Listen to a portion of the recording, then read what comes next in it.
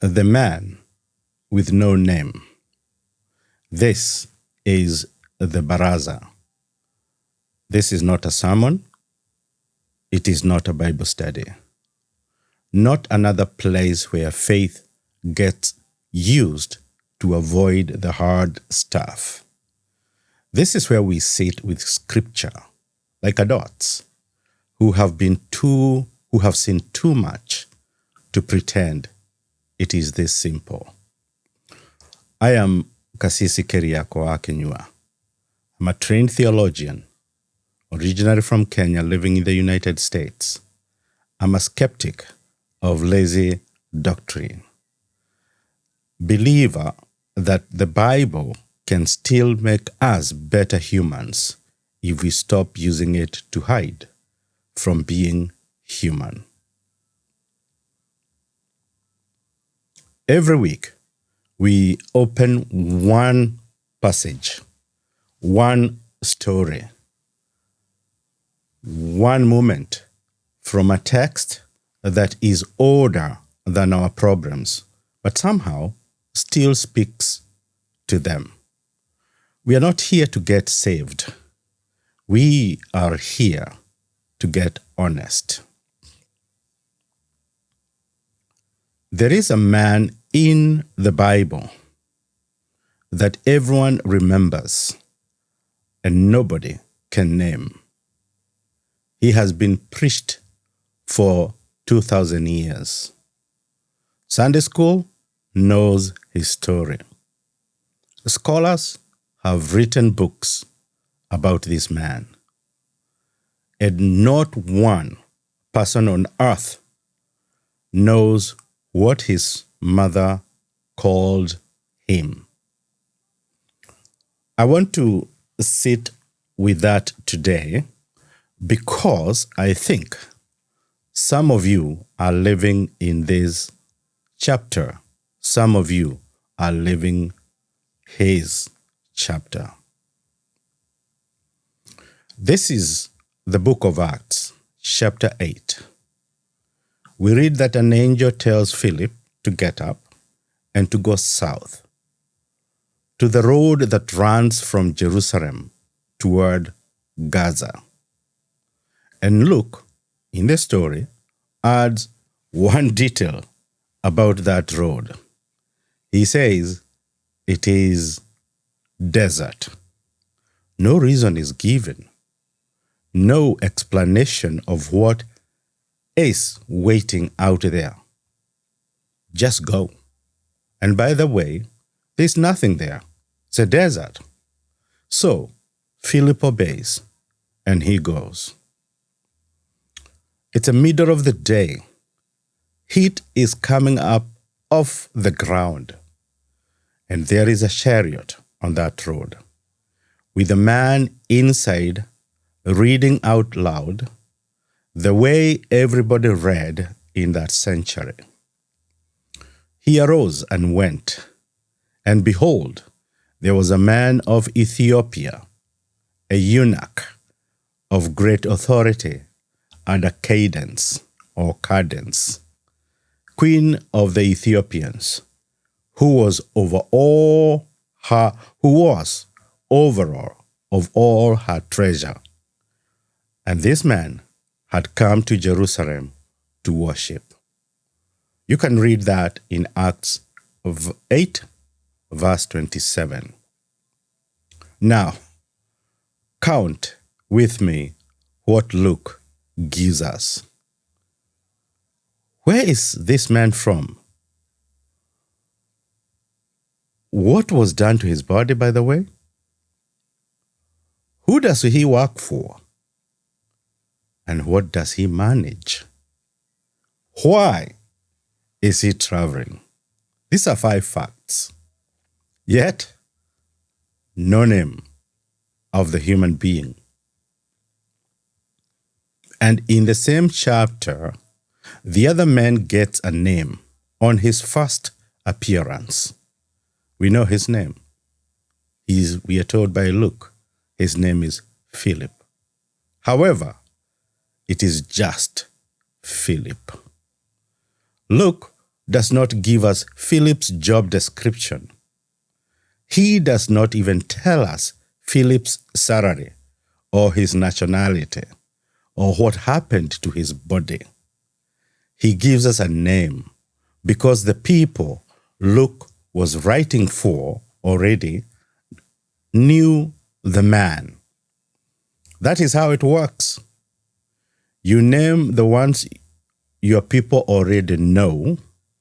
You describe the ones they do not know. And then there is a small thing in that verse that most of us read straight past the verse.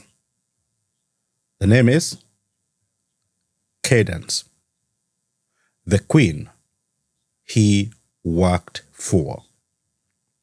We say it like a name, Cadence. We have said it like a name in English. For 400 years, it is not a name, by the way. It's a title. It is what you called the queen mother in that kingdom. The way you say the word Pharaoh. We know there is nobody who was called Pharaoh, by the way. It was just a title. There were many of them across many years, and Luke does not tell us which one this is. So, on that road, there are two people in the story, and neither one of them has a name. And one of them is the most powerful woman in the region. Position does not protect you from this. It never has. Description is usually efficient. That is why the whole world runs on it. At your job, you are the African guy, you know. Not the man who ran a department of 40 people in Nairobi. Just the African guy. On the form, you are a case number. On the phone, with the county, you are a reference number. At the clinic, you are the last 4 digits of something. At the school gate, you are somebody's mother. In 6 years, that teacher has never once asked what you do. Nobody in any of those rooms hates you. And that is the part that is hard to explain to people in Kenya and even here in the United States. It is not hatred. It's just filing. Just the way you file something in a file, in a folder. Filing is fast. It gets 40 people through a line before lunch. It also makes a person disappear one form at a time. And it runs in both directions. That is what nobody says. When you go home, you are filed there too. Oh, you are the one in America. That is your name now. The one in America. Nobody asks what it cost. Nobody asks about the years. They ask about the money because that is what the description contains. And it happens in church. And I say that as a pastor in whose house it happens all the time. 6 years in that congregation, and you are still the African brother. Not the man who taught mathematics for 11 years, for example, just the African brother. And the strange part is that one is said with affection, which is exactly what makes it impossible to raise. You cannot explain about a warm description. You just carry it. Then somebody asks where you are really from, and you notice something about yourself. You have a short version ready. You have been carrying a 2-sentence answer in your pocket for years, worn smooth from use, because the full answer takes 11 minutes and nobody standing near a coffee urn has 11 minutes. So, you heard over the small one. Again, they say something kind about safaris. The conversation moves on. And then you watch it start on your children. A teacher looks at the register on the morning and pauses on your family name. Just a pause. Maybe have a second. And your daughter, who is 9, has already learned to offer the short version before anybody asks for it. You see it happen from the door and you say nothing because you did the same thing at your interview. So here is the heavy part. It is the real subject of this whole series. After enough years of being filed, we start filing ourselves.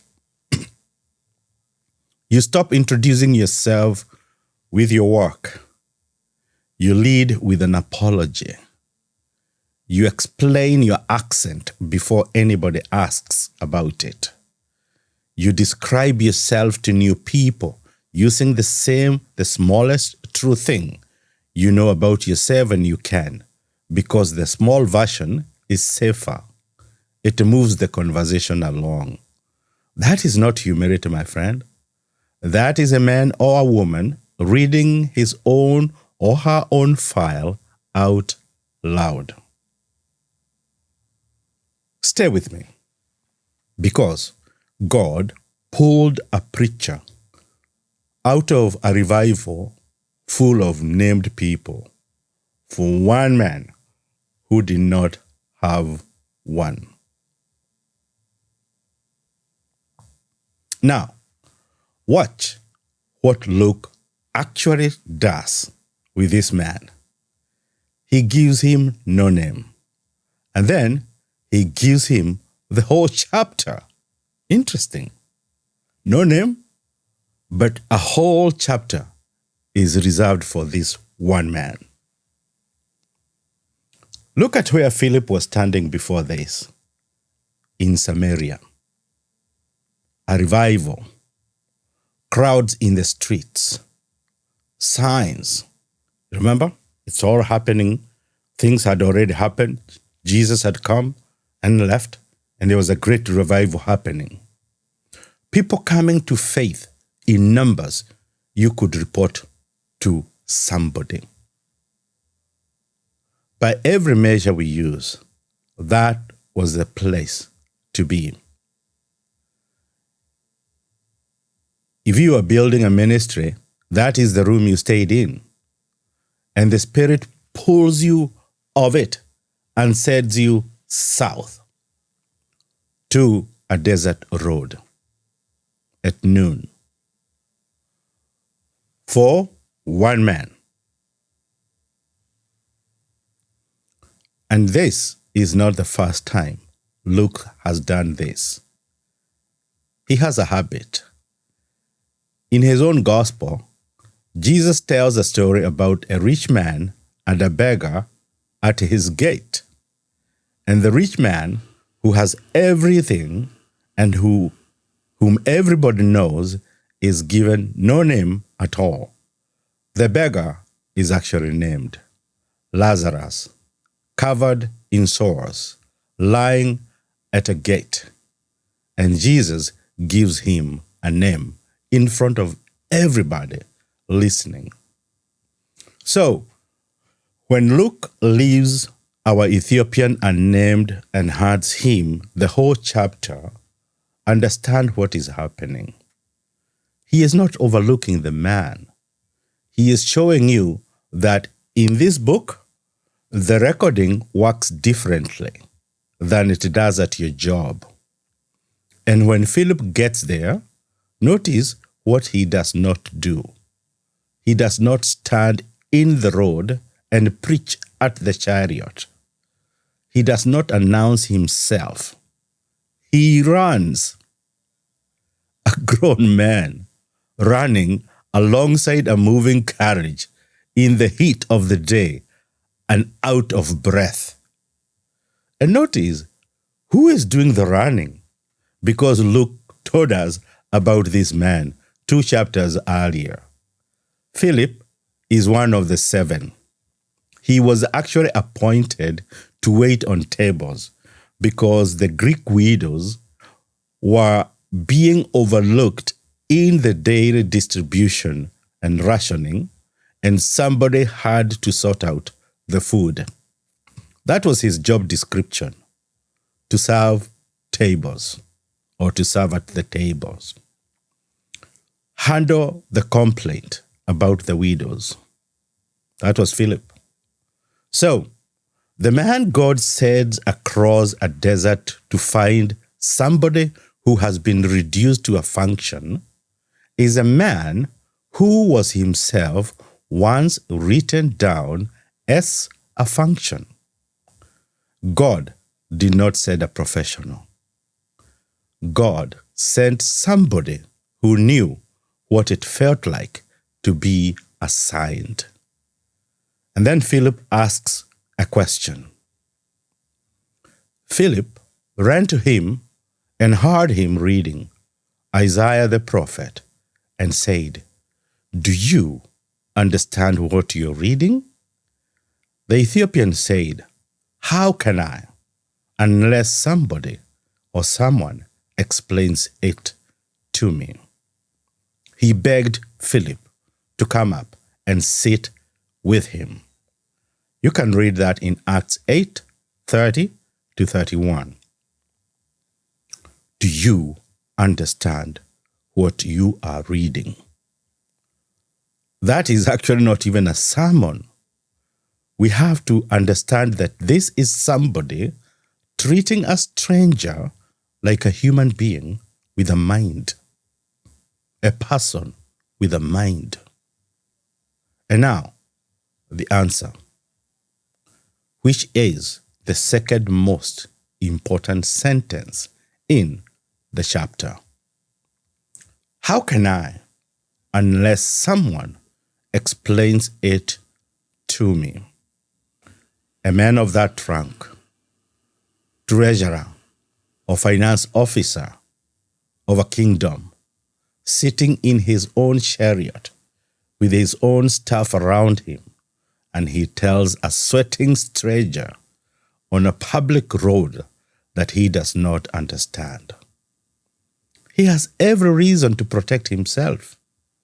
He had been described his entire life. Men in that position learn to look like they already know. He kept the freedom to say, "I do not know." The freedom, and that freedom is worth more than the name Luke did not give him. The world moves toward volume. You will know that. People look for the crowd. People rally around numbers. They want Samaria, where revival is happening, where big numbers are coming in. But God moved toward one man on an empty road who was reading something he could not follow and was honest enough to say, "What? I do not understand." You know, the world over runs a filing system. There are cabinets where all files of individuals who are described are put in. But heaven runs a Google search. Heaven runs a search engine. Heaven searches you. Now, in our house, or in your house, a name was never a label. We know that. A child is not named at random. A child is named after somebody. This is the African tradition. And the order is not negotiable. The first son carries his father's father. Interesting. The next one carries the mother's father. The first daughter carries the father's mother. Then the brothers and the sisters of those grandparents, in order, until the whole family is walking around the compound in the bodies of small children. Let that sit for a minute in your heart and in your mind. Which means a name arrives already carrying a person in it. So, I'm Kenywa, the son of, well, that is not correct. I am Kiriaku, the son of Kenywa. And because Kiriaku is the name of my mother's father, my maternal grandfather. That's why I'm called Kiriaku, being the second born in the family. That's how it ran. And when the elders name that child, they are saying two things at once. You come from somewhere, and somebody is glad you are here. So a grandmother calls a boy by her own dead brother's name for 20 years. And every time she says it, she is doing two things.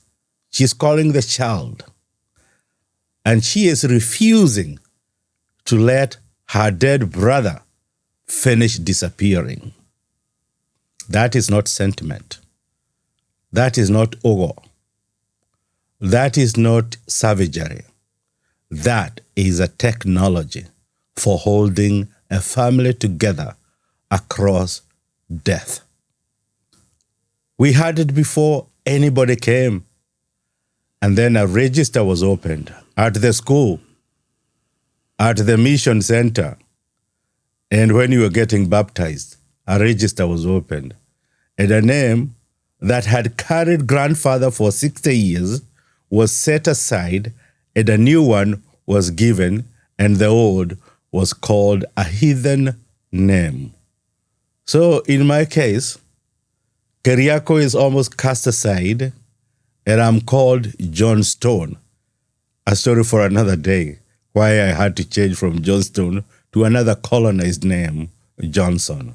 However, the point is, after all those years, no longer called Kiriaku, but now I have to take another name because the old name is heathen. I am not going to stand here and tell you the man who did that had no faith. That's not what I'm saying. Many of them did.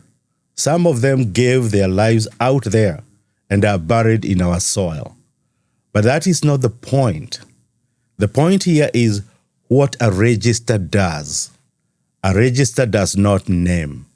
A register files. And that is why some of you, and myself included, are carrying three names.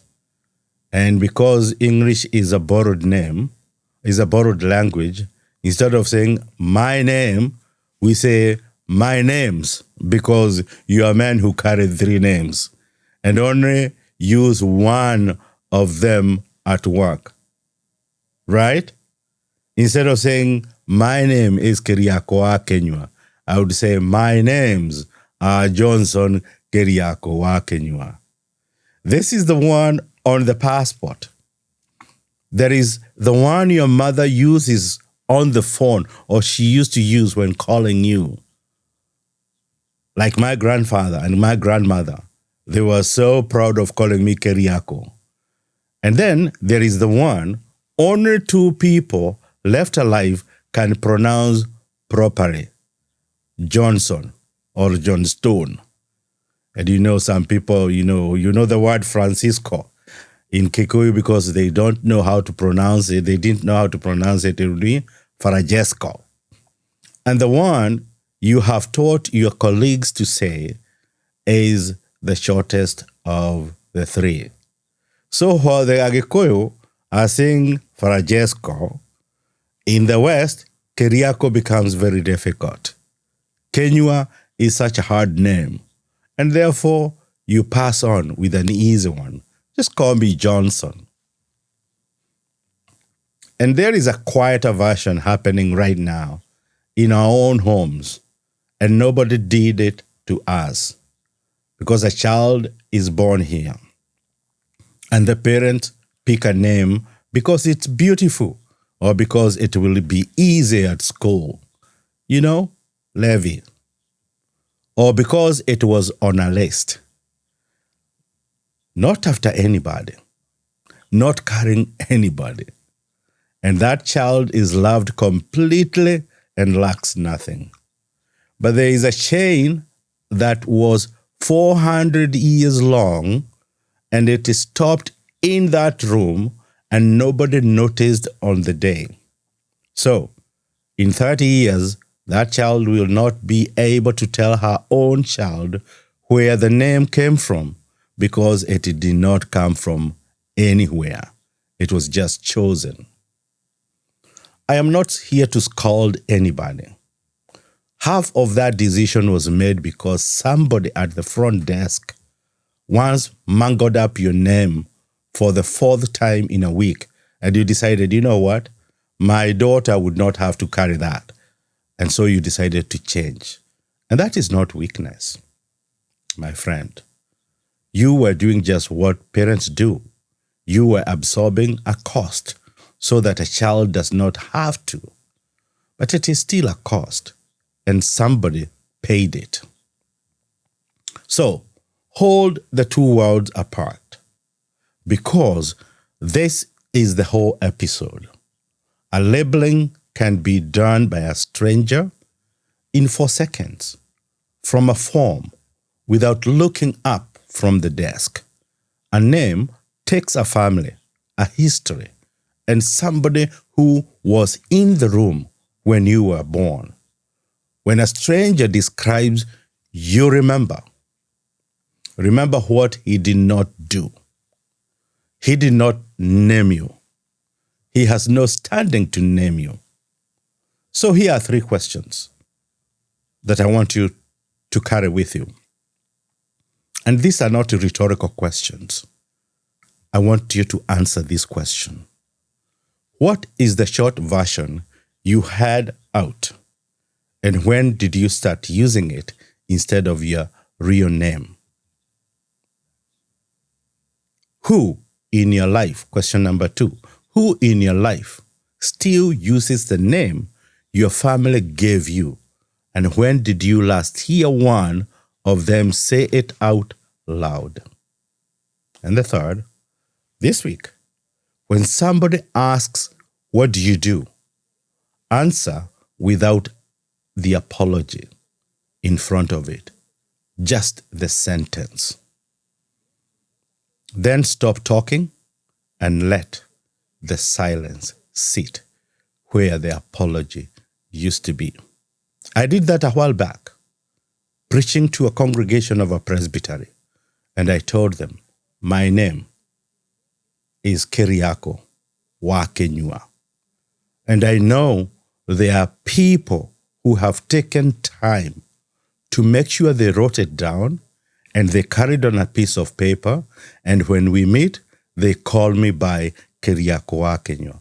People who could mangle my name before, but at this time now, they say Kiriaku wa Kenyua. And I'm proud of it. Now, somebody is going to describe you this week. Let them. They are in a hurry. They have 40 more people to get through, and they do not know any better. Just do not sign it. Jina is important. In Swahili, when you ask somebody, Jina lako ni nani? You're not filing a box. You're not filling in a box. You are asking that person to tell you who they are. God has never once asked you for your file. He asks for your name. And he already knows it. Well, my time is up. I invite you to send me one voice note on WhatsApp at +1 if you're outside of the United States, at +1 951 378 5100. Again, that number is, if you're out of state, always remember +1, then 951 378 5100. Let me know your full name, all of it, and who each part came from. Nothing else. I want to hear the long version. See you in the third episode. God bless you.